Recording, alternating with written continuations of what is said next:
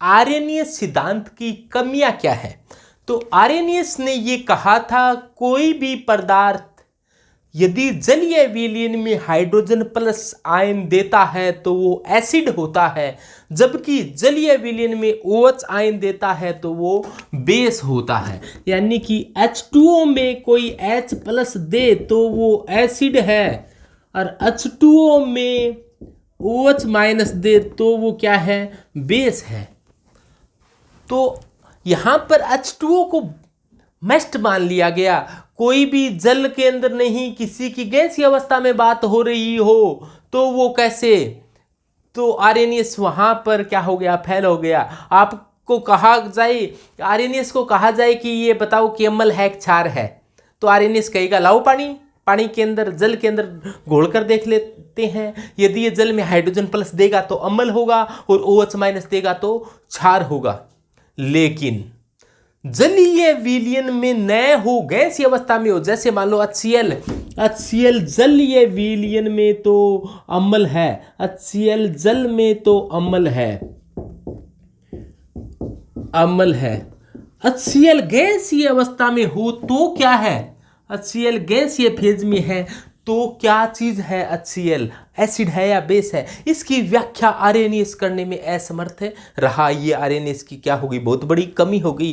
किसी को जल में घोलकर देखो तब अम्ल और क्षार की व्याख्या करता है, कोई गैसीय अवस्था में हो तो उसकी अम्ल और क्षार के बारे में कौन बताएगा। तो यहाँ पर आर्यनियस क्या हो जाता है, फेल हो जाता है। कि पहली कमी क्या रहेगी इसकी, कि पहली कमी ये है कि इसके लिए जल मस्ट है, जल होना जरूरी है।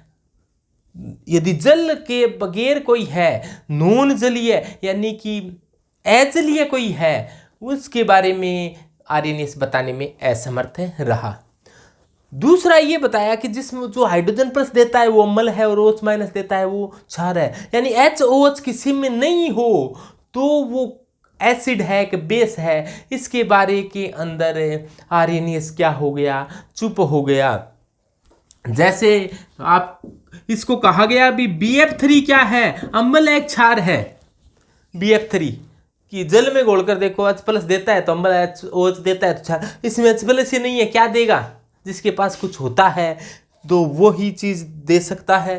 तो इसके अंदर ना है तो H प्लस है, नहीं OH माइनस है, तो ये अम्ल है या क्षार है। इसकी व्याख्या आर्यनियस करने में असमर्थ रहा।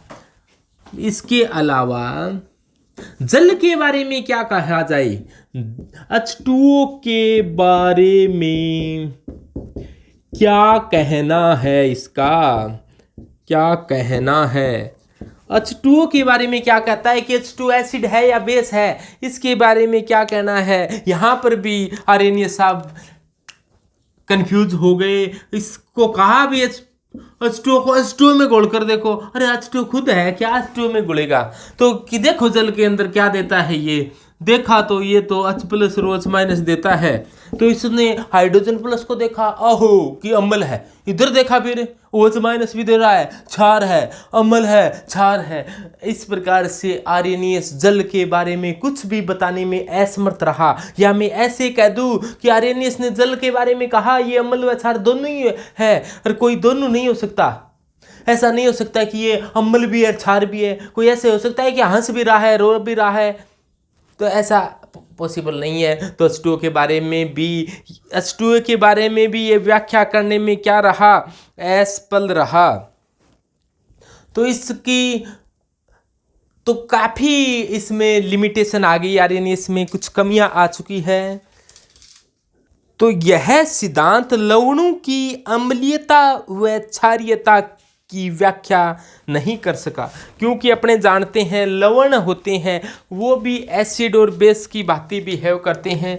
कि साल्ट के बारे में ये कुछ भी बताने में असमर्थ रहा कि साल्ट एसिड है या बेस है।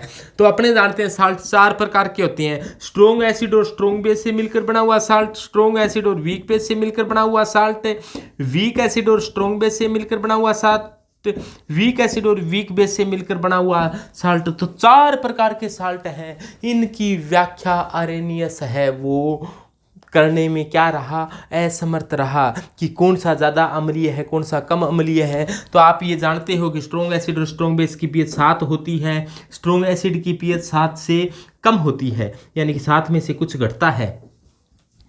ये 1 - 2 pKb - 1 - 2 log C इस प्रकार से घटता है।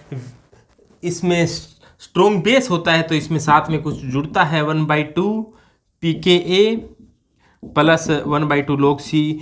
तो और वीक एसिड हो तो एक बार घटता है और एक बार जुड़ता है, तो ये 1/2 pKa - 1/2 pKb होता है। लेकिन इसकी व्याख्या ये A है और ये B है, pKa है, तो ये Ka है और ये Kb है। लेकिन इसकी पीएच कितनी होगी साल्ट की? बेचारा आर्रेनियस कुछ भी बताने में असमर्थ रहा और चुप हो गया। इसे कहा गया, अरे कुछ तो बोलो।